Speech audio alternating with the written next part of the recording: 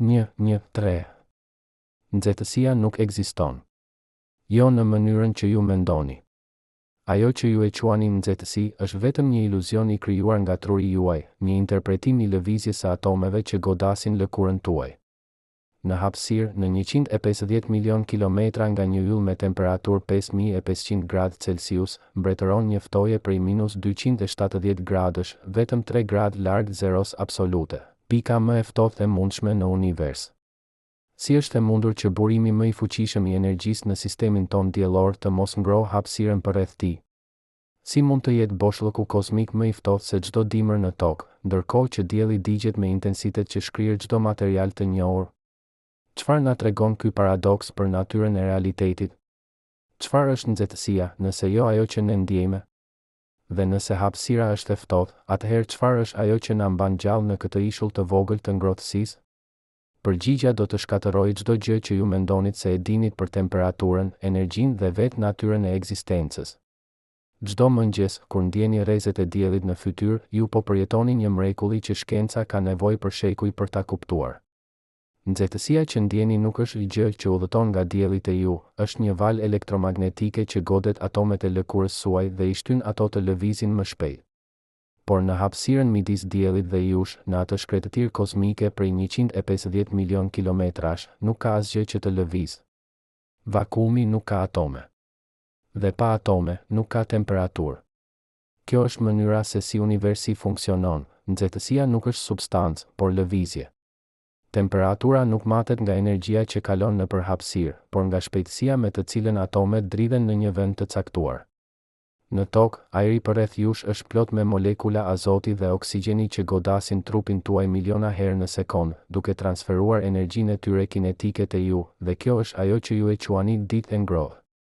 Por në hapësirë, ku densiteti i materies është pothuajse zero, ku 1 metër kub përmban vetëm disa atome të shpërndar, nuk ka asgjë që të godas, asgjë që të transferojë energji. Rrezatimi i diellit kalon nëpër boshllëk si një shigjet nëpër ajër, pa e ngrohur atë, derisa godet diçka solide, një planet, një asteroid, trupin tuaj. Imagjinoni një astronaut që del nga anija kozmike në orbitën e tokës. Njëra anë e kostumit të tij, ajo që përballë diellit, nxehet në 120 gradë Celsius, mjaft për të vluar ujin. Tjetra anë, ajo në hije, bie në -150 gradë, më e ftohtë se çdo vend në tokë. Vetëm disa centimetra pëllure e ndajnë ferin nga ngrirja. Dhe kjo ndodh në të njëjtën kohë, në të njëjtin vend, në të njëjtin trup. Sepse në hapësirë, nxehtësia dhe ftoja nuk janë kushte të mjedisit, ato janë gjendjet e materies që prek rrezatimi. Pa materien, nuk ka temperaturë. Ka vetëm energji që udhëton, e padukshme, e pakapshme, derisa gjen diçka për të goditur. Kjo është arsyeja pse hapësira është e ftohtë, sepse ajo është bosh. Jo bosh në kuptimin filozofik, por bosh në kuptimin fizik, aty nuk ka mjaftueshëm grimca për të matur temperaturën. Zeros absolute, -273 gradë Celsius, është pika ku çdo lëvizje atomike ndalon. Hapësira kozmike është vetëm 3 gradë larg kësaj pike. 3 gradë larg ndalimit total të kohës dhe lëvizjes. 3 gradë larg fundit të termikës së universit. Dhe megjithatë, në këtë ftoje absolute, dielli digjet me një fuqi që lëshon 428 jota watt çdo sekond, energji mjaftueshme për të furnizuar qytetërimin ton për 100 milion vjet në një sekond të vetme. Por energjia nuk është nxehtësi. Energjia është potencial. Nxehtësia është aktualizimi i saj në materien që prej. Kjo është mënyra se si universi funksionon. Energjia ekziston kudo, por temperatura ekziston vetëm atje ku ka diçka për t'u ngrohur. Dhe kjo na çon në një pyetje më të thellë. Nëse nxehtësia është vetëm lëvizja e atomeve, atëherë çfarë është ftoja? Çfarë është zeros absolute? Çfarë ndodh kur lëvizja ndalon plotësisht? Dhe a mund të ndalojë ndonjëherë? Në shekullin e 17, njerëzit mendonin se nxehtësia dhe ftoja ishin dy substanca të ndryshme. Ata i quanin nxehtësinë kalor një lëng i padukshëm që rrjedh nga objektet e nxehta te ato të ftohta, si uji nga një mal. Ata besonin se zjarri lëshon kalor dhe kur ju afroheni pranë tij, kalori hyn në trupin tuaj dhe ju ngroh. Kjo teori dukej logjike. Ajo shpjegonte pse metalet nxehen kur i punon, pse uji vlon kur e ngroh, pse dimri është i ftohtë dhe vera e nxehtë. Por ajo ishte plotësisht e gabuar. Ishte një njeri I quajtur Benjamin Thompson, një Amerikan që u bë kont I Bavarisë, që filloi të dyshoj. Në fund të shekullit të 18, ai po mbikëqyrte prodhimin e topave në muni. Ai vuri re se kur stërviteshin vrimet në metalet e topave, metali bëhej aq I nxehtë sa që mund të vlonte ujin. Sipas teorisë së kalorit, kjo do të thotë se metali po humbiste kalor, por sa kalor mund të ketë një copë metali? Thompson kreu një eksperiment të thjeshtë. Ai zhyti një topë metali në ujë dhe vazhdoi ta stërvitej për orë të tëra. Uji filloi të vlojë. Dhe vazhdoi të vlojë. Dhe nuk ndaloi kurrë, për sa kohë që stërvitja vazhdonte. Nëse nxehtësia ishte një substancë, atëherë metali do të ishte shtëruar. Por nuk u shtërua. Nxehtësia po krijohej nga fërkimi, nga lëvizja, nga puna mekanike. Kjo ishte fillimi I fundit për teorinë e kalorit. Por shkenca lëviz ngadalë dhe duheshin edhe 50 vjet para se James Prescott Joule, një biraxhi anglez me një pasion për fizikën, të provonte përfundimisht se nxehtësia nuk është substancë, por energji. Joule ndërtoi një aparat të thjeshtë, një enë me ujë, një rrotë me lopata brenda saj dhe një peshë që bie dhe rrotullon rrotën. Ndërsa pesha binte, rrotullimi I lopatave ngrohte ujin. Joule mati saktësisht sa energji mekanike shpenzohej dhe sa ngrohej uji. Dhe zbuloi një lidhje të përsosur, çdo xhaul energjie mekanike prodhonte saktësisht të njëjtën sasi nxehtësie. Nxehtësia dhe puna ishin të njëjta gjë, forma të ndryshme të energjisë. Por kjo ngre një pyetje, nëse nxehtësia është energji, atëherë çfarë është temperatura? Përgjigjja erdhi nga një fushë e re e quajtur termodinamik, shkenca e nxehtësisë dhe lëvizjes. Shkencëtarë si Rudolf Clausius dhe Ludwig Boltzmann kuptuan se temperatura është një masë e energjisë mesatare të atomeve në një substancë. Kur ngroni ujë, ju nuk po shtoni nxehtësi në të, ju po shtoni energji që bën që molekulat e ujit të lëvizin më shpejt. Kur uji vlon, molekulat lëvizin aq shpejt sa që thyen lidhjet që I mbajnë së bashku dhe shpërthejnë në avull. Kur uji ngrin, molekulat ngadalësohen aq shumë sa që mbeten të ngjitura në një strukturë kristalore. Temperatura nuk është një gjë, është një përshkrim statistikor I kaosit mikroskopik. Dhe kjo na çon në një zbulim të tmerrshëm. Nëse temperatura është lëvizja e atomeve, atëherë duhet të ekzistojë një pikë ku lëvizja ndalon plotësisht. Një temperaturë ku atomet nuk dridhen, nuk rrotullohen, nuk lëvizin fare. Kjo pikë u quajt zeros absolute dhe u llogarit të jetë -273,15 gradë Celsius. Në këtë temperaturë, sipas ligjeve klasike të fizikës, koha vetë do të ndalonte, sepse koha, në një kuptim të thellë, është lëvizja. Pa lëvizje, nuk ka ndryshim. Pa ndryshim, nuk ka kohë. Por universi nuk arrin kurrë zeros absolute. Edhe hapësira kozmike, vendi më I ftohtë natyror në univers, është 3 gradë më e nxehtë. Këto 3 gradë janë mbetjet e Big Bangut, rrezatimi I mikrovalëve kozmik që mbush çdo centimetër kub të hapësirës. Është si një jehon e krijimit, një zhurmë termike që nuk do të zhduket kurrë plotësisht. Dhe kjo do të thotë se universi, pavarësisht sa I vjetër të bëhet, nuk do të arrijë kurrë qetësinë absolute. Do të ketë gjithmonë një dridhje, një lëvizje, një jetë të vogël në zemër të boshllëkut. Çdo herë që pini një kafe të nxehtë dhe e ndjeni avullin në fytyrë, ju po përjetoni të njëjtin fenomen që mban diellin të ndezur, transferimin e energjisë nga lëvizja e shpejtë e molekulave te lëvizja më e ngadaltë e ajrit përreth jush. Çdo herë që fërkoni duart për t'i ngrohur, ju po përsëritni eksperimentin e Thompsonit, duke shndërruar punën mekanike në energji termike. Ligjet që qeverisin kafen tuaj janë të njëjtat që qeverisin yjet. Nuk ka dallim midis të voglit dhe të madhit, midis banales dhe kozmikes. Ka vetëm energji që ndryshon formë. Por si udhëton nxehtësia nga dielli te ne, nëse hapësira është bosh? Si mund të ndjejmë ngrohtësinë e një ylli që është 150 milion kilometra larg, nëse nuk ka ajër që ta transportojë atë? Përgjigjja qëndron në një zbulim që ndryshoi çdo gjë që ne mendonim se e dinim për natyrën e dritës, energjisë dhe vetë realitetit. Në shekullin e 19, shkencëtarët e dinin se nxehtësia mund të transferohet në 3 mënyra. E para është përqueshmëria, kur prekni një tigan të nxehtë, nxehtësia kalon nga metali te dora juaj përmes kontaktit të drejtpërdrejtë, atom pas atomi. E dyta është konveksioni, kur ngroni ujë, uji I nxehtë ngrihet, uji I ftohtë zbret dhe krijohet një rrymë që qarkullon nxehtësinë. Por asnjëra nga këto nuk mund të shpjegojë se si dielli na ngroh. Nuk ka kontakt midis diellit dhe tokës. Nuk ka ajër që të krijojë rrymë. Dhe megjithatë, nxehtësia arrin. Mënyra e tretë është rrezatimi. Dhe kjo është mënyra që ndryshon gjithçka. Rrezatimi nuk ka nevojë për medium, ai udhëton nëpër boshllëk si një valë në një oqean që nuk ekziston. Çdo objekt që ka temperaturë mbi zeros absolute lëshon rrezatim elektromagnetik. Trupi juaj në këtë moment po rrezaton në infrared, ju po shkëlqeni në një frekuencë që syt njerëzor nuk mund ta shohin, por që kamerat termike e kapin. Sa më i nxehtë objekti, aq më e shkurtër është gjatësia e valës së rrezatimit që lëshon. Një hekur i nxehtë shkëlqen në të kuqe. Një filament i llambës shkëlqen në të bardhë.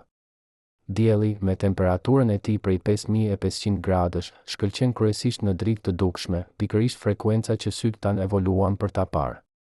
Por këtu është paradoksi, rrezatimi që dielli lëshon nuk është i nxehtë. Ai është vetëm energji elektromagnetike, fotone që udhëtojnë me shpejtësinë e dritës nëpër hapësirë. Këto fotone nuk kanë temperaturë. Ato nuk janë të nxehta apo të ftohta. Ato janë thjesht paketa energjie që lëvizin. Vetëm kur godasin diçka, një atom, një molekul, një sipërfaqe, ato transferojnë energjinë e tyre dhe shkaktojnë lëvizje. Dhe lëvizja është ajo që ne e quajmë nxehtësi. Imagjinoni një shkretëtir në mes ditë. Rëra është e nxehtë, aq e nxehtë sa mund të djegë këmbët tuaja. Por ajri mbi rërë, edhe pse është plot me dritë dielli, është relativisht i freskët. Pse? Sepse rëra është solide, ajo thith fotonët dhe i shndërron ato në lëvizje termike. Ajri është transparent, fotonët kalojnë nëpër të pa u thithur. Kjo është arsyeja pse alpinistët në Everest mund të ngrihen edhe në dritë të plot dielli. Ajri në lartësi të mëdha është aq i hollë sa që nuk ka mjaftueshëm molekula për të thithur rrezatimin dhe për t'u ngrohur. Në hapësirë, ky efekt është ekstrem. Densiteti i materies është aq i ulët, mesatarisht 1 atom për metër kub, sa që rrezatimi i diellit kalon nëpër të pa u thithur fare. Është si të hedhësh një rrjet në një oqean ku peshqit janë të shpërndarë me mijëra kilometra distancë, rrjeti kalon nëpër ujë, por nuk kap asgjë.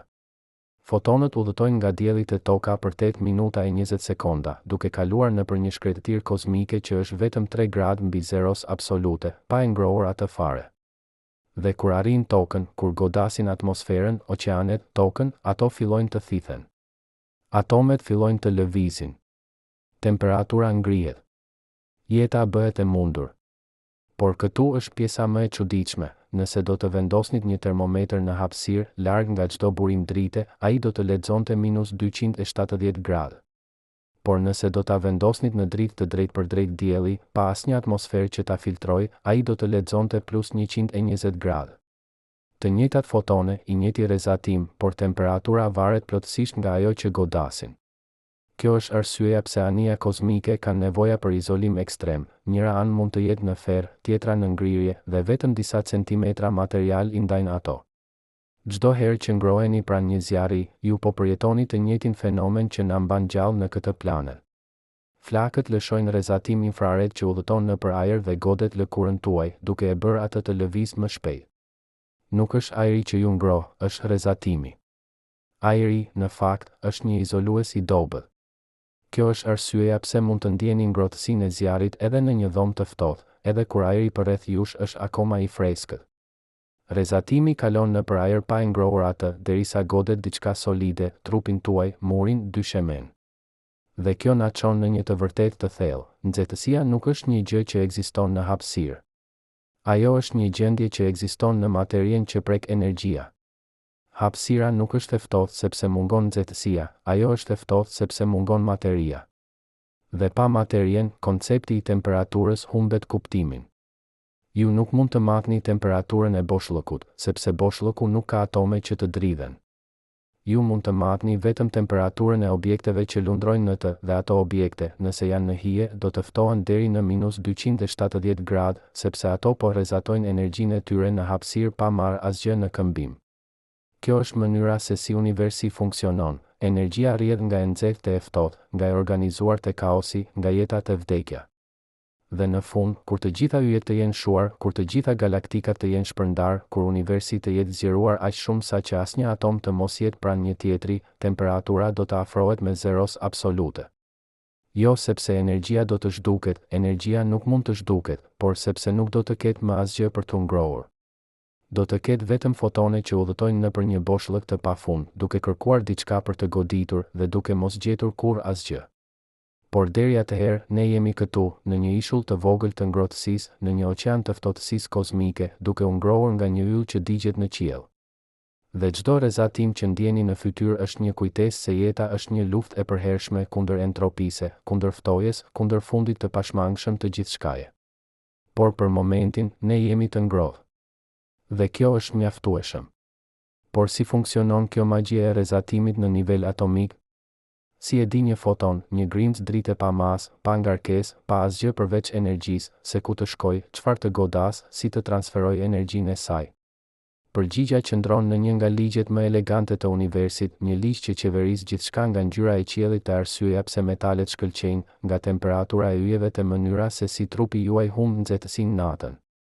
Ky ligj quhet rrezatimi i trupit të zi, dhe ai zbuloi se çdo objekt në univers është një antenë që transmeton dhe pranon energji në një gjuhë të fshehtë elektromagnetike. Çdo atom në trupin tuaj në këtë moment po dërgon mesazhe në infrared në hapësirën përreth, ju po bërtisni në një frekuencë që askush nuk mund ta dëgjojë, por që universi e regjistron me përpikëri absolute. Dielli bërtet më fort, aq fort sa që mesazhi i tij arrin nëpër 150 milion kilometra boshllëk dhe prek fytyrën tuaj çdo mëngjes. Dhe hapësira? Hapësira dëgjon në heshtje, sepse ajo nuk ka gojë për të folur, nuk ka atome për të rrezatuar, vetëm boshllëk që thith çdo mesazh pa u përgjigjur kurrë. Imagjinoni një orkestër ku çdo instrument luan në një frekuencë të ndryshme. Violina luan nota të larta, valë të shkurtra, të shpejta, plot energji. Kontrabasi luan nota të ulta, valë të gjata, të ngadalta, me pak energji. Dielli është si një trompet që luan në mes të spektrit, drita e dukshme, frekuenca që sytë tanë evoluan për ta kapur. Por universi nuk dëgjon vetëm një instrument, ai dëgjon të gjithë orkestrin njëherësh. Çdo objekt luan simfoninë e vet dhe temperatura përcakton cilat nota dominojnë. Një objekt i ftohtë luan kryesisht në valë radio, nota aq të ulta sa që duhen antena gjigante për t'i kapur. Një objekt i nxehtë luan në infrared, nota që lëkura juaj i ndjen si ngrohtësi. Një objekt shumë i nxehtë luan në dritë të dukshme, nota që sytë tani shohin si ngjyra. Dhe një objekt ekstremisht i nxehtë luan në rreze G dhe gama, nota aq të larta sa që mund të depërtojnë nëpër trupat tanë dhe të dëmtojnë ADN-n. Por këtu është pjesa magjike, çdo objekt luan të gjitha notat njëherësh, vetëm me intensitete të ndryshme. Trupi juaj po lëshon pak dritë të dukshme, pak rreze G, pak valë radio, por shumica e energjisë suaj del si infrared, sepse temperatura juaj është rreth 37 gradë Celsius. Dielli lëshon infrared, ultraviolet, rreze G, por shumica e energjisë së tij del si dritë e dukshme, sepse temperatura e tij është 5500 gradë. Kjo nuk është rastësi. Kjo është ligji i Planckut, një formulë matematikore që parashikon me përpikëri absolute se cilat frekuenca do të dominojnë në çdo temperaturë. Dhe ky ligj funksionon kudo në univers, pa përjashtim, pa devijim, si një kod i shkruar në vetë strukturën e realitetit.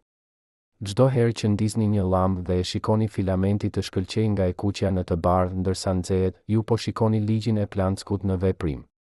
Fillimisht, filamenti lëshon kryesisht infrared, ju nuk e shikoni, por e ndjeni si ngrohtësi në dorë. Pastaj, ndërsa temperatura ngrihet, ai fillon të lëshojë dritë të kuqe, valët më të gjata të spektrit të dukshëm. Mëtej, portokalli, verdh dhe në fund e bardhë, një përzierje e të gjitha ngjyrave, sepse filamenti tani lëshon të gjithë spektrin e dukshëm njëherësh. Nëse do ta ngronit mëtej, ai do të fillonte të shkëlqejë në blu, pastaj ultraviolet, pastaj rreze G, por para se të arrinte atje, ai do të shkrihej, sepse asnjë material në tokë nuk mund të durojë temperatura aq të larta. Vetëm yjet mund ta bëjnë këtë. Vetëm në zemrën e një ylli, ku temperatura arrin miliona gradë, materia luan notat më të larta të universit. Por tani vjen pyetja që shkatëron gjithçka. Nëse çdo objekt rrezaton energji, pse nuk ftohemi të gjithë deri në zeros absolute? Pse trupi juaj nuk humb të gjithë nxehtësinë e tij në hapësirë dhe nuk bëhet një statuj ngrirë? Përgjigja është se ju gjithashtu thithni energji, nga rrezatimi i objekteve përreth jush, nga ajri i nxehtë, nga dielli. Ekuilibri termik arrihet kur shpejtësia me të cilën ju rrezatoni energji është e barabartë me shpejtësinë me të cilën ju e thithni atë. Në një dhomë me temperaturë 20 gradë, trupi juaj rezaton rreth 100 watt, sa një llamb e vogël, por ju gjithashtu thithni rreth 90 watt nga muret, mobiljet, ajri përreth.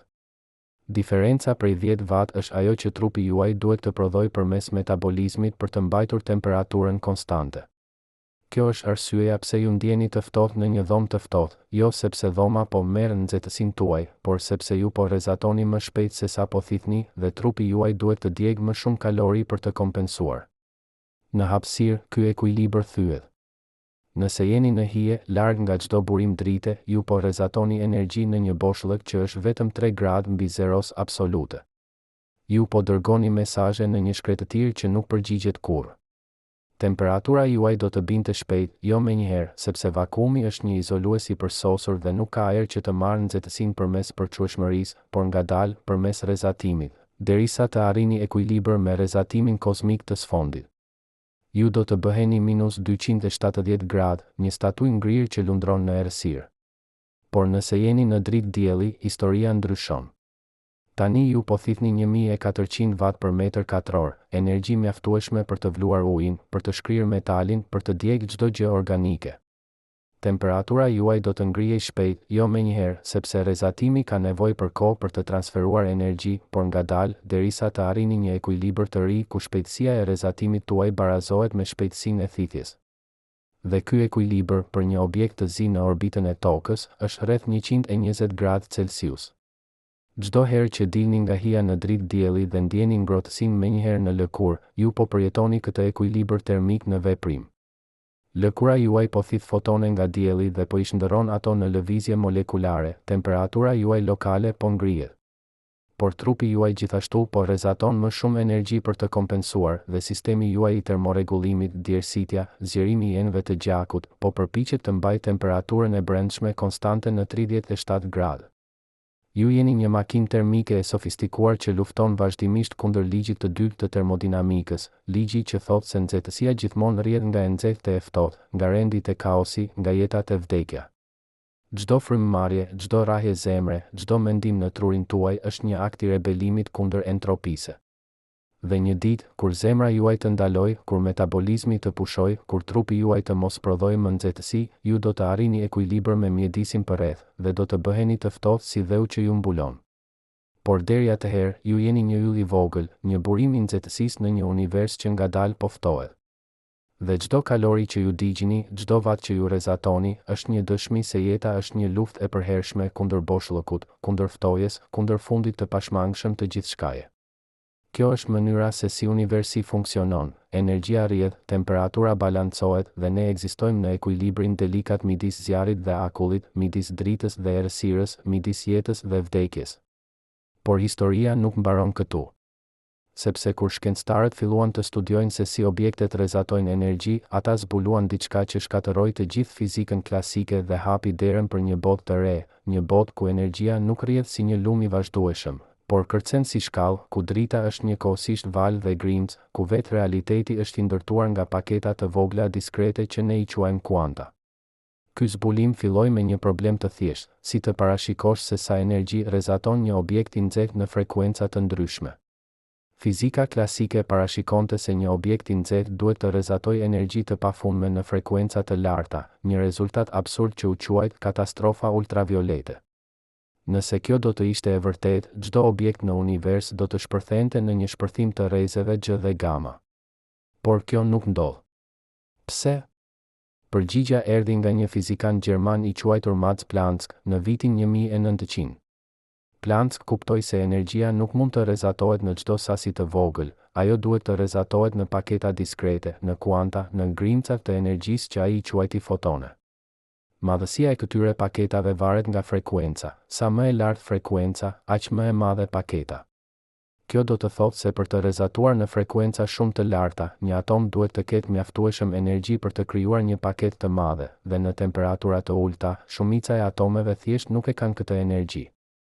Ata janë të bllokuar në frekuenca të ulta, në paketa të vogla, në nota të ulta të orkestrit kozmik.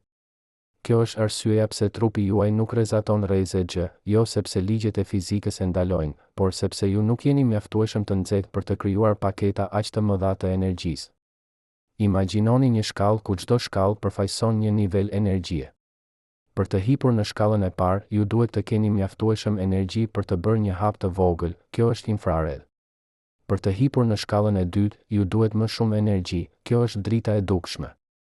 Për të hipur në shkallën e tretë, ju duhet edhe më shumë, kjo është ultraviolet.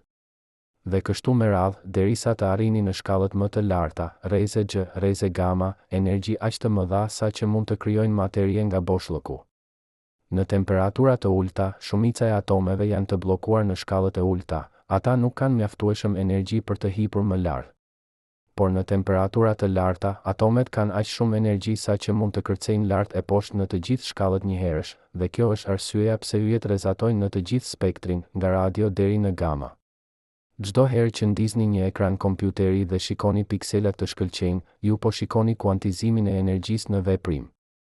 Çdo piksel përmban dioda që lëshojnë dritë në frekuenca specifike, të kuqe, jeshile, blu, sepse elektronet brenda diodave kërcejnë midis niveleve të energjisë diskrete. Kur një elektron bie nga një nivel i lartë në një nivel të ulët, ai lëshon një foton me energji të barabartë me diferencën midis niveleve. Kjo energji përcakton ngjyrën e dritës, e kuqja ka energji të ulët, blu ka energji të lartë. Nuk ka ngjyra midis, ka vetëm nivele diskrete, shkallë specifike, kuanta të energjisë.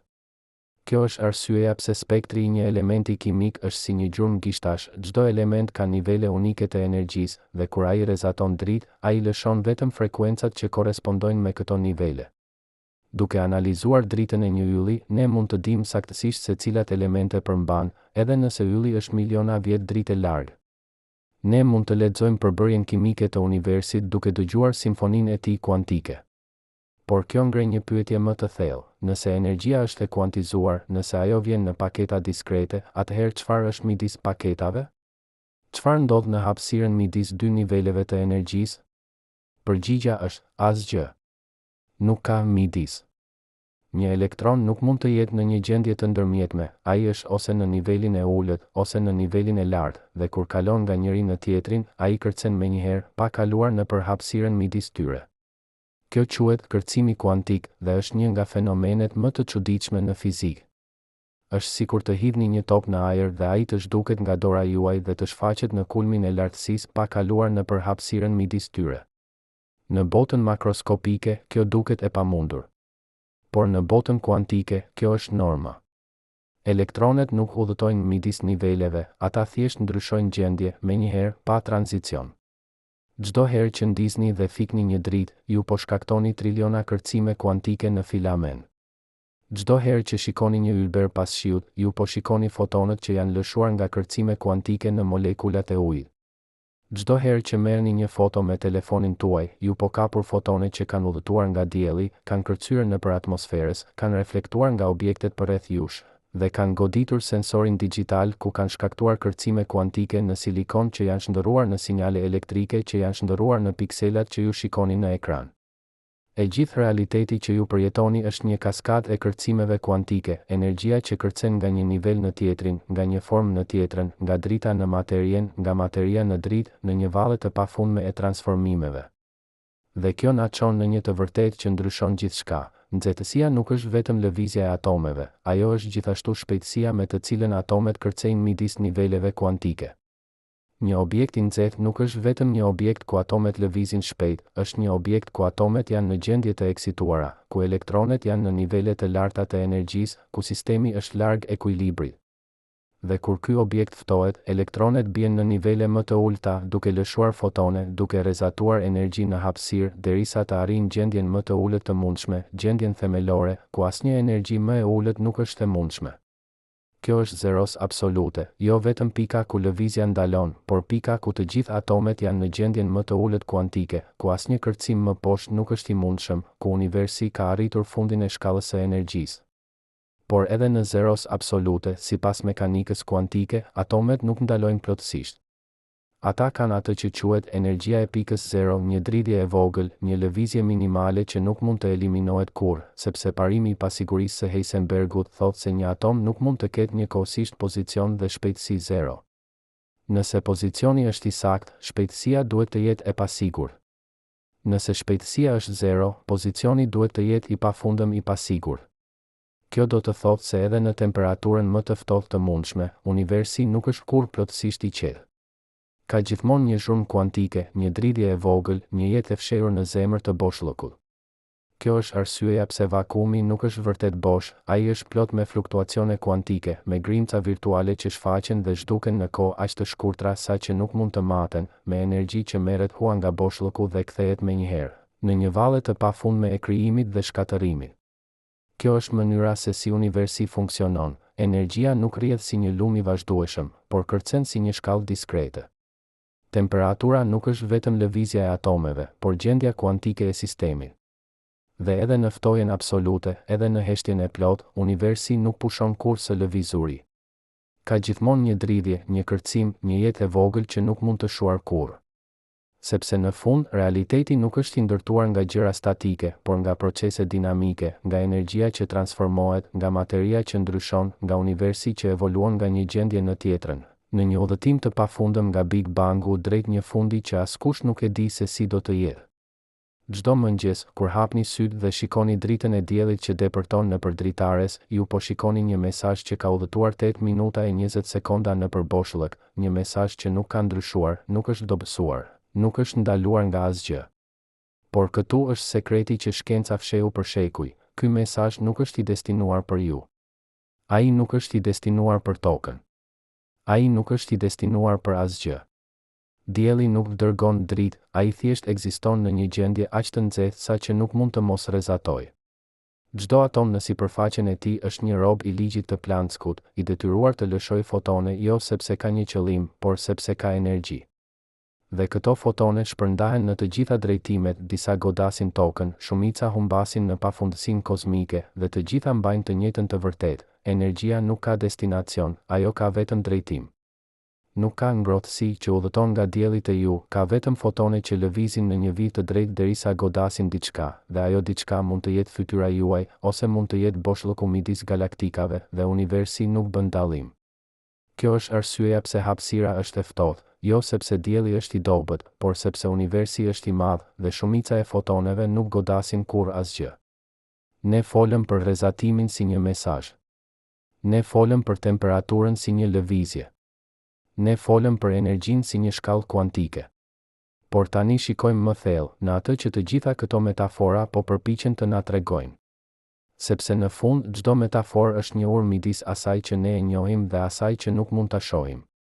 Kur themi se dielli dërgon dritë, ne po përdorim gjuhën e qëllimit, sikur dielli të kishte një vullnet, një dëshirë për të na ngrohur. Por dielli nuk ka vullnet. Ai është një reaktor fuzion që djeg hidrogjenin në helium, duke lëshuar energji si një produkt anësor i procesit, ashtu si një zjarr lëshon tym, jo sepse zjarri dëshiron të prodhojë tym, por sepse djegja e drurit çliron molekula që ngrihen në ajër. Kur themi se hapësira është e ftohtë, ne po përdorim gjuhën e ndjesisë, sikur hapësira të kishte një cilësi që mund të prekej. Por hapësira nuk ka temperaturë, ajo ka vetëm mungesën e materies që mund të ketë temperaturë. Çdo herë që thoni është ftohtë sot, ju nuk po përshkruani ajrin, ju po përshkruani shpejtësinë me të cilën trupi juaj po humb energji në atë ajër.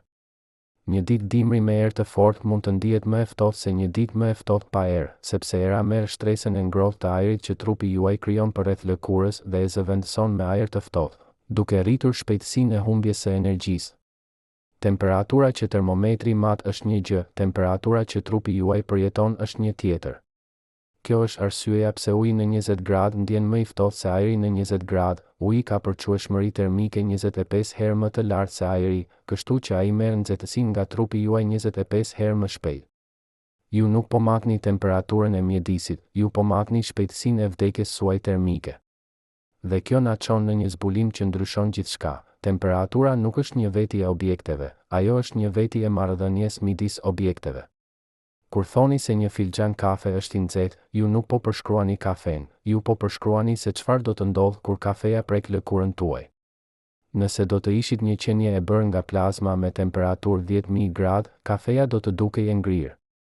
Nëse do të ishit një qenie e bërë nga azot i lëngshëm në -196 gradë, kafeja do të dukej si lava. Temperatura është relative, ajo ekziston vetëm në kontekstin e një krahasimi, një diferenca, një rrjedhje e energjisë nga një sistem në tjetrin. Kjo është arsyeja pse zeros absolute është absolute, sepse ajo është pika ku asnjë energji më e ulët nuk mund të ekstrahohet, ku asnjë krahasim më i ulët nuk është i mundshëm, ku vetë koncepti më i ftohtë humbet kuptimin.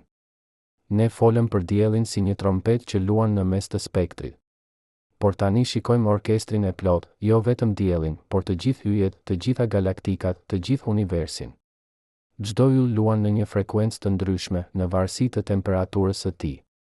Yjet e kuq, më të ftohtët, luan kryesisht në infrared, nota të ulta që sytë tanë nuk i shohin, por që teleskopët tanë i kapnin.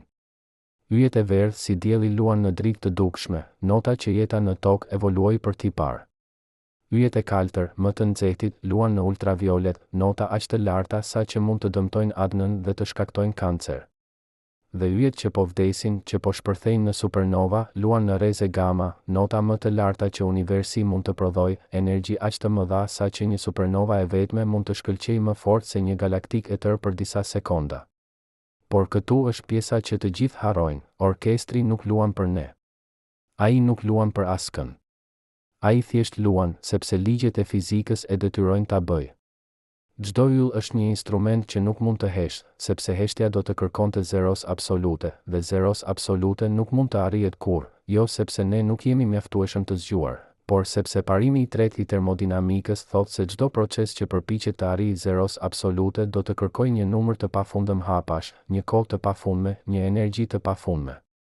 Universi mund të afrohet me zeros absolute, por nuk mund ta prek kurrë, ashtu si një asimptot në matematikë, një vijë që grafiku afrohet përgjithmonë por nuk takon kurrë.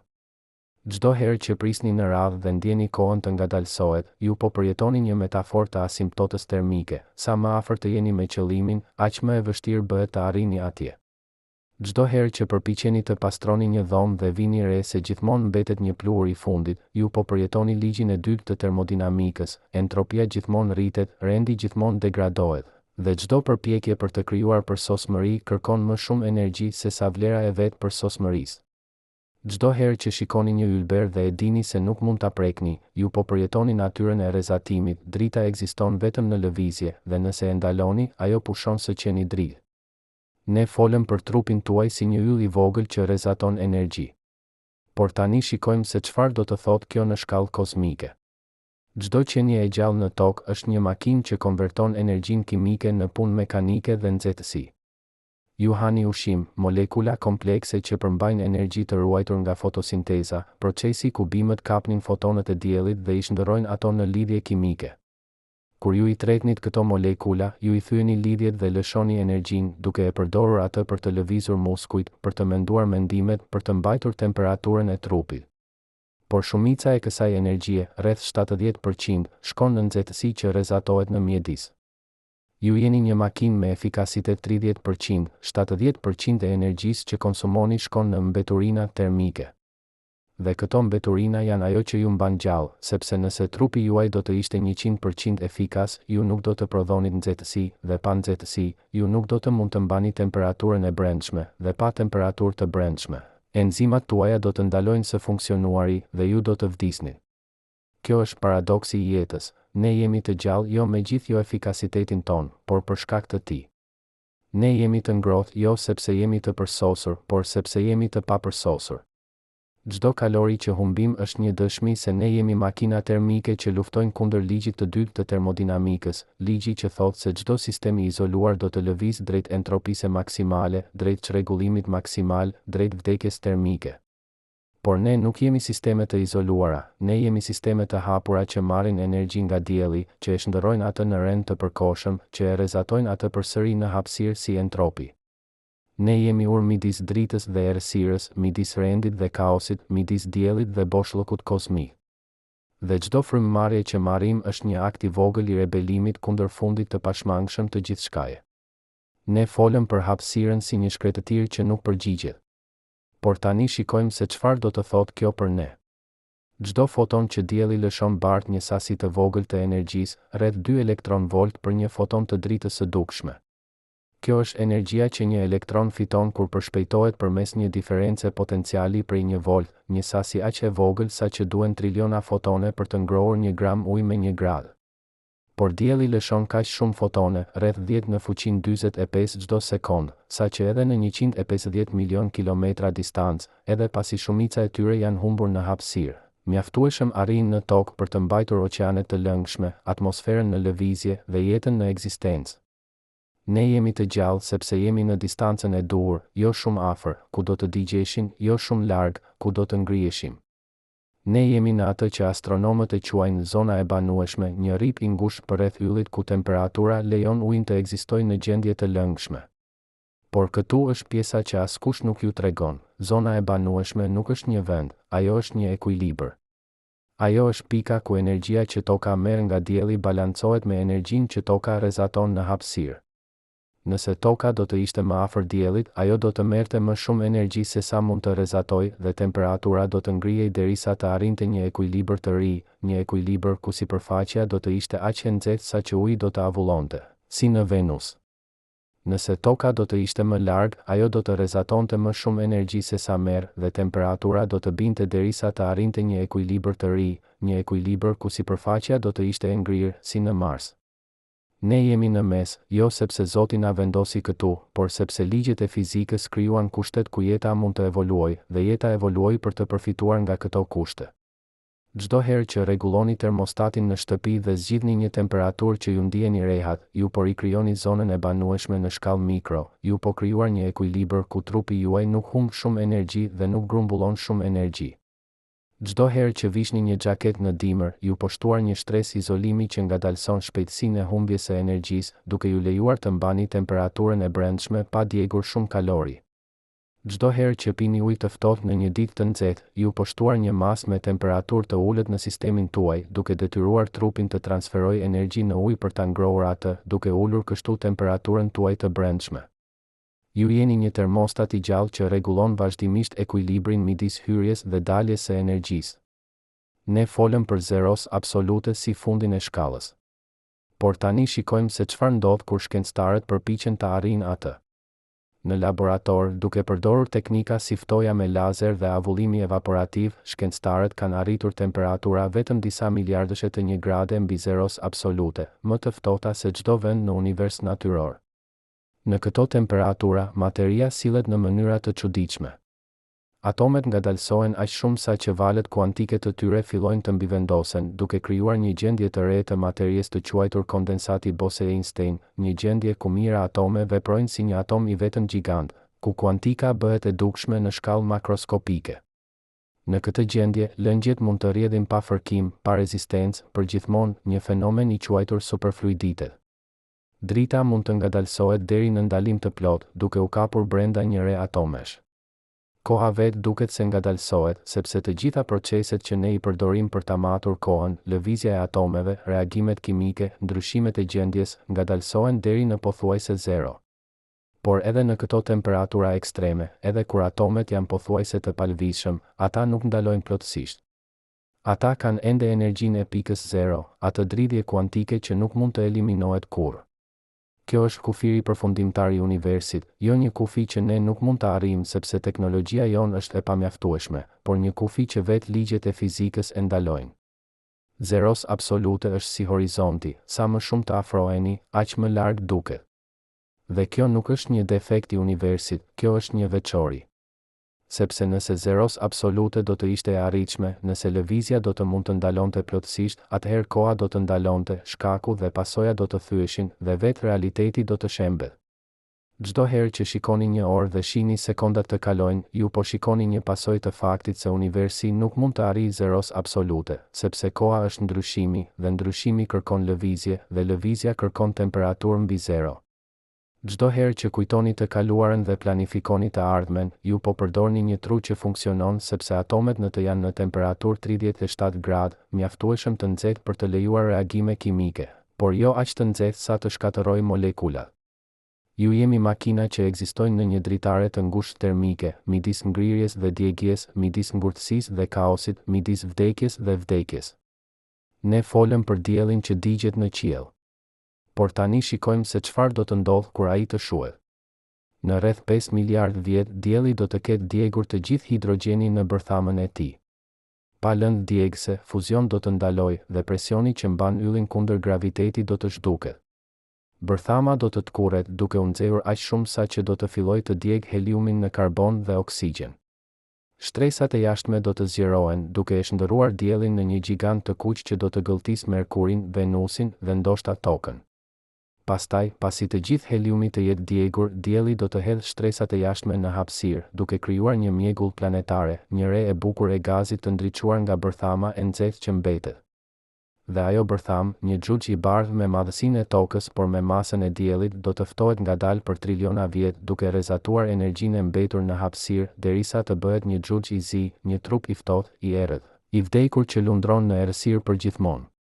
Por edhe atëherë, edhe kur dielli të jetë i ftohtë si hapësira përreth tij, ai nuk do të ketë arritur zeros absolute. Ai do të jetë ende disa gradë mbi të, duke rrezatuar në frekuenca aq të ulta sa që do të duheshin teleskop të mëdhenj se sa universi për t'i kapur. Dhe kështu do të jetë fati i të gjithë hyjeve, i të gjitha galaktikave, i të gjithë universit, një ftoje e ngadaltë, një rënje e përjetshme drejt një ekuilibri që nuk do të arrihet kurrë plotësisht. Universi nuk do të vdes në një shpërthim, ai do të zbehen në një pëshpëritje, në një heshtje që zgjat përgjithmonë, në një errësirë që nuk ka fund.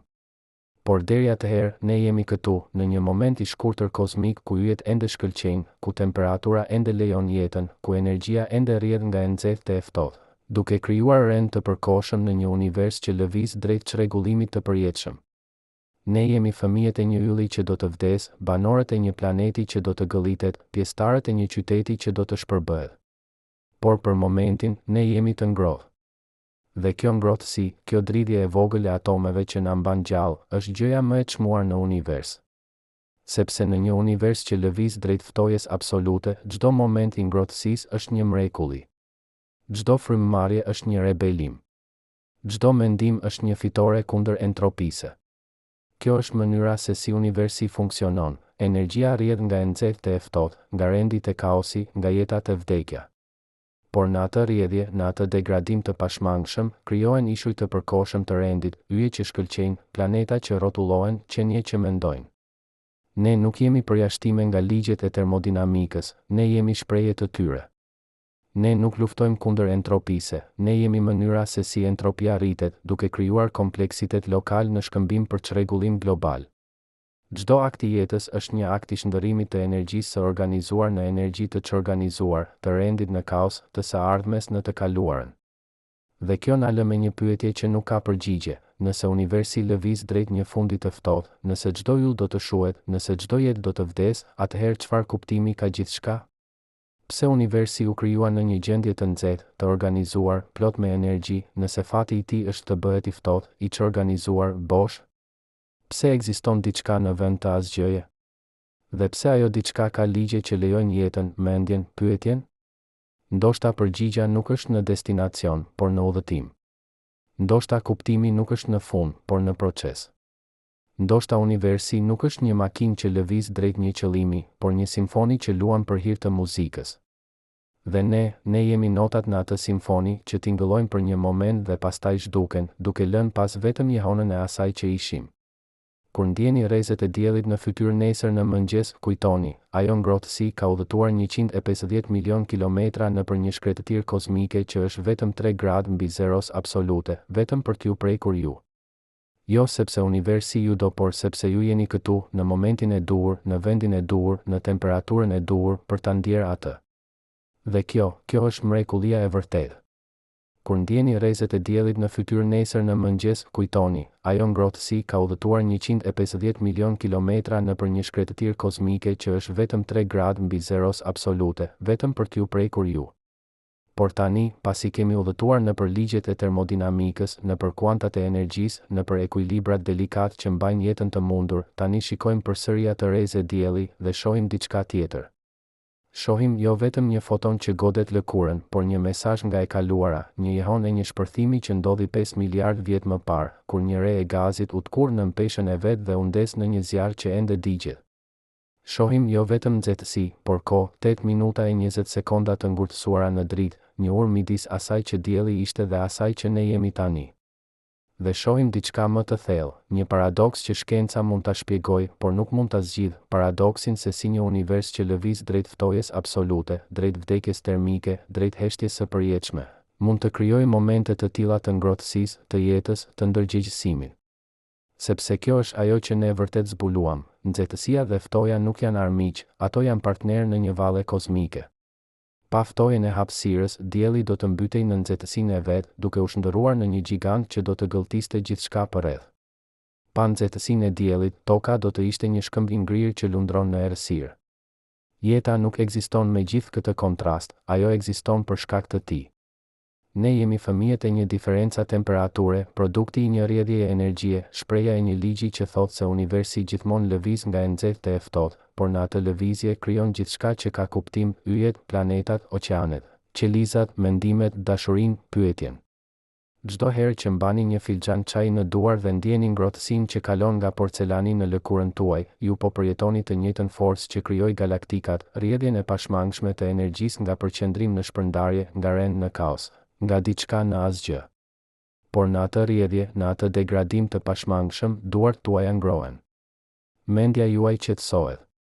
Një moment i vogël i rehatis krijohet, një ishull i përkohshëm i rendit në një oqean entropie. Dhe kjo është gjëja më e çuditshme, universi nuk krijon rend me gjithë kaosit, ai krijon rend përmes kaosit. Çdo strukturë e organizuar, çdo yll, çdo qelizë, çdo mendim, ekziston sepse energjia po rrjedh nëpër të, duke e shndërruar atë në një kanal të përkohshëm midis burimit dhe zhytjes, midis dritës dhe errësirës. Ne pyetëm në fillim, pse hapësira është e ftohtë nëse dielli është i nxehtë?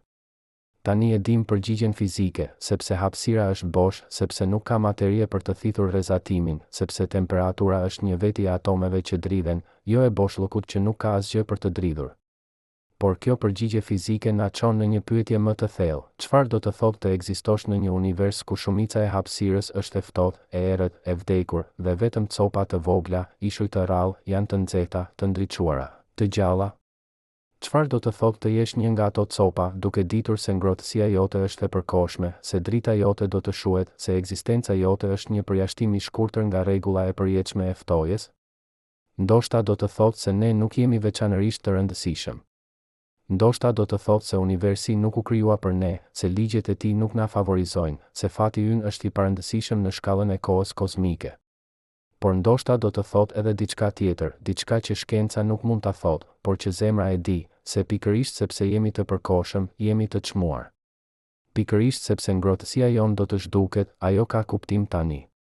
Pikërisht sepse jemi ishuj të vegjël në një oqean të pafundëm ftoje, çdo moment i ngrohtësisë është një mrekulli që meriton të festohet.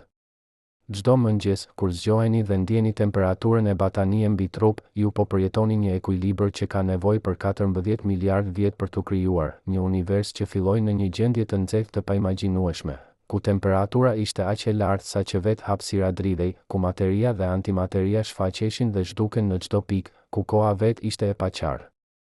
Nga ai kaosi nxehtë, universi u ftoh, jo sepse diçka e ftohte, por sepse u zgjerua, duke shpërndarë energjinë në një hapësirë gjithnjë e më të madhe, duke ulur temperaturën nga triliona gradë në miliarda, në miliona, në mijëra, derisa sot, 14 miliard vjet më vonë, temperatura mesatare e universit është -270 gradë. Por në atë ftoje, në atë zgjerim, u krijuan kushtet për yjet, sepse vetëm kur temperatura ra mjaftueshëm, atomet mund të formoheshin, dhe vetëm kur atomet u formuan, graviteti mund t'i mbledhte ato në re, dhe vetëm kur reet u bën mjaftueshëm të dendura, ato u ndezën në yje. Dhe vetëm kur yjet u ndezën, ata filluan të prodhojnë elementet e rënda, karbonin, azoti, oksigjeni, hekuri, elementet që një ditë do të bëheshin trupi juaj. Kjo do të thotë se çdo atom në trupin tuaj është një relikt i një ylli të vdekur, një copë e një zjarri që u shua para se dielli të lindë, para se toka të formohej, para se jeta të fillonte. Ju nuk jeni thjesht në univers, ju jeni nga universi, të bërë nga i njëjti material, të qeverisur nga të njëjtat ligje, pjesë e të njëjtës historie. Kur ndjeni ngrohtësinë e diellit në fytyrë, ju po ndjeni një lidhje që shkon përtej hapësirës dhe kohës, një lidhje midis zjarrit që digjet në qiell dhe zjarrit që digjet në qelizat tuaja, midis fuzionit që ndodh në bërthamën e yllit dhe metabolizmit që ndodh në mitokondrit tuaja. Ju jeni një yll I vogël, duke djegur lëndë djegëse kimike në vend të bërthamore, duke rrezatuar në infrared në vend të dritës së dukshme, por duke ndjekur të njëjtat ligje, duke luajtur të njëjtën simfoni, duke marrë pjesë në të njëjtën valle kozmike të energjisë që transformohet nga një formë në tjetrën. Por nëse ne jemi yje, atëherë çfarë është vdekja? Çfarë ndodh kur zjarri ynë shuhet, kur metabolizmi ndalon, kur temperatura jon bie në temperaturën e mjedisit përreth? A jemi thjesht makina që ndalojnë, struktura që shpërbëhen, rend që kthehet në kaos? Apo ka diçka më shumë, diçka që shkenca nuk mund ta prek, por që çdo qenie njerëzore e ndjen në thellësinë e ekzistencës së saj? Shkenca mund të na tregojë se çfarë ndodh me atomet tona. Ato kthehen në tokë, në ajër, në ujë, duke u bërë pjesë e ciklit të madh të materies që transformohet përgjithmonë. Por ajo nuk mund të na tregojë se çfarë ndodh me atë që ne e quajmë unë, me ndërgjegjësimin që lind nga dridhja e atomeve, me mendimin që lind nga rrjedha e elektroneve, me dashurinë që lind nga kimia e trurit. Ndoshta unë është vetëm një iluzion, një model që truri krijon për të kuptuar veten, një histori që ne tregojmë për të dhënë kuptim eksperiencës. Ndoshta kur vdesim, unë thjesht pushon, ashtu si një val pushon kur arrin bregun, jo sepse shkatërohet, por sepse forma e saj ishte gjithmonë e përkohshme, një model I krijuar nga lëvizja e ujit që tani ka marrë një formë tjetër. Apo ndoshta unë është diçka më e thellë, jo një gjë që ekziston, por një proces që ndodh, jo një objekt por një marrëdhënie, jo një substancë por një rrjedhje. Ndoshta ne nuk jemi atomet që na përbëjnë, sepse ato atomet ndryshojnë vazhdimisht duke u zëvendësuar çdo 7 vjet, por modeli që ato atomet formojnë, historia që ato tregojnë, vallja që ato kërcejnë. Çdo herë që shikoni në pasqyrë dhe shihni fytyrën tuaj, ju po shikoni një model që ka ekzistuar për dekada, por që është bërë nga atome që kanë ekzistuar për ditë, javë, muaj. Ju nuk jeni I njëjti person që ishit 10 vjet më parë, jo vetëm psikologjikisht, por fizikisht. Po thuaj se çdo atom në trupin tuaj ka ndryshuar. Dhe megjithatë, ju ndjeni një vazhdimsi, një identitet, një unë që ka qenë gjithmonë I njëjtë. Kjo vazhdimsi nuk është në materie, ajo është në model, në informacion, në mënyrën se si atomet janë të organizuara. Ju jeni një val që kalon nëpër oqeanin e materies, duke mbajtur formën tuaj për një kohë dhe pastaj duke u shpërndar përsëri në ujë. Dhe nëse kjo është e vërtetë, nëse ne jemi modele, jo substanca, procese, jo objekte, atëherë vdekja nuk është fundi I diçkaje që ekziston, por transformimi I diçkaje që gjithmonë ka qenë në transformim.